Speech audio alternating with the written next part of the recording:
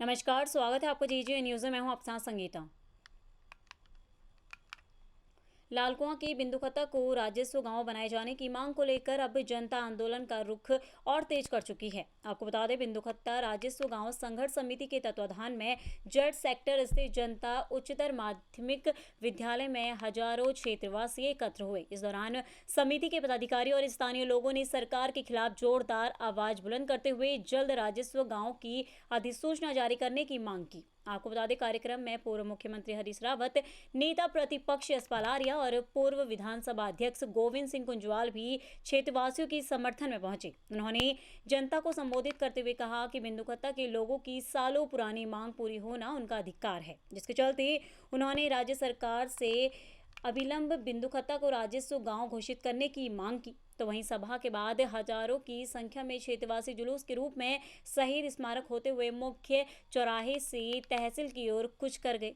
इस दौरान विशाल जनसैलाब को देखने के लिए लोग रास्ते पर खड़े नजर आए। आपको बता दें, तहसील पहुंचकर क्षेत्रवासियों और समिति के प्रतिनिधिमंडल ने जिलाधिकारी को ज्ञापन सौंपते हुए 2 महीने के अंदर राजस्व गांव घोषित करने की अधिसूचना जारी करने की मांग की। संघर्ष समिति के पदाधिकारियों ने चेतावनी दी कि अगर निर्धारित समय में मांग पूरी नहीं की गई तो उग्र आंदोलन शुरू किया जाएगा। उन्होंने कहा, आवश्यकता पड़ने पर जिलाधिकारी कार्यालय के घेराव किया जाएगा और मुख्यमंत्री आवास तक कूच किया जाएगा, जिसकी संपूर्ण जिम्मेदारी शासन प्रशासन की होगी। कुछ वक्ताओं ने यह भी आरोप लगाया कि आंदोलन को कमजोर करने के लिए सत्ताधारियों द्वारा लोगों को बहकाने का प्रयास किया गया, लेकिन जनता ने एकजुटता का परिचय देते हुए आंदोलन को ऐतिहासिक बना दिया। क्षेत्रवासियों ने स्पष्ट किया है कि जब तक बिंदुखत्ता को राजस्व गांव का दर्जा नहीं मिल जाता, उनका संघर्ष जारी रहेगा।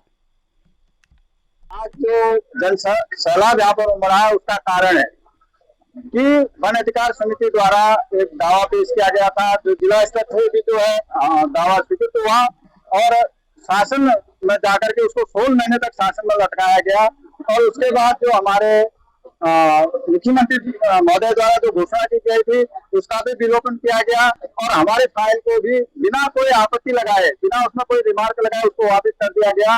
तो उससे जनता में भारी रोष था। और अभी जो वर्तमान में जो स्थिति है, निर्बंधीकरण की एक बात कही जा रही है। मैं आपको बता देना चाहता हूँ कि निर्बंधीकरण शब्द किसी नियम या किसी अधिनियम में निर्बंधीकरण शब्द नहीं है। जिस फॉरेस्ट है या वो अनारक्षित है। अब हमारा कहना है कि आप अगर 2 माह के अंदर अधिसूचना जारी करते हैं, ठीक है, हम आपका स्वागत करते हैं और आपका धन्यवाद अदा करेंगे।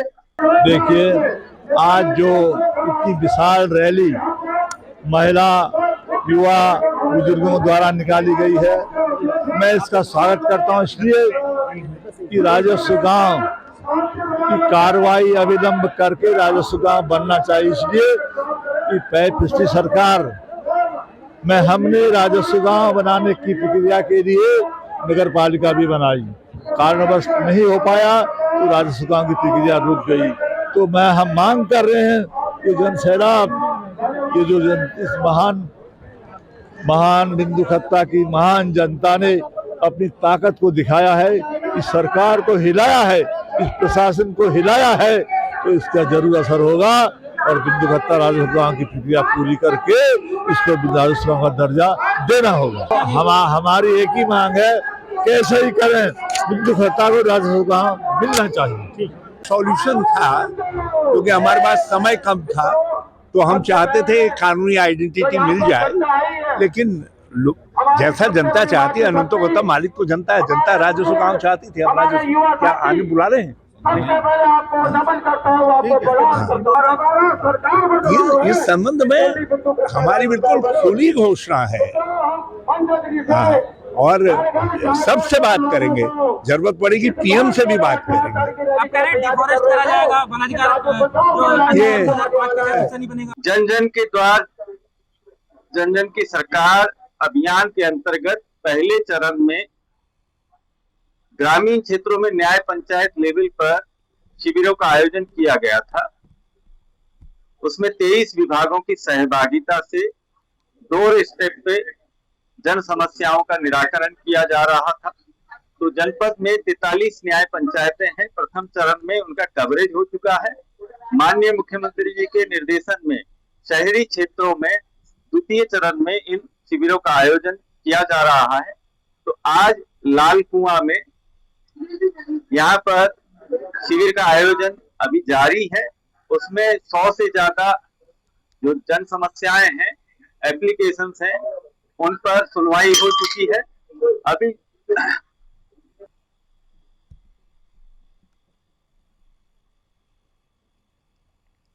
फिलहाल खास खबरों में बस इतना ही। बाकी तमाम खबरों के लिए आप बने रहें JJ न्यूज़ के साथ। धन्यवाद।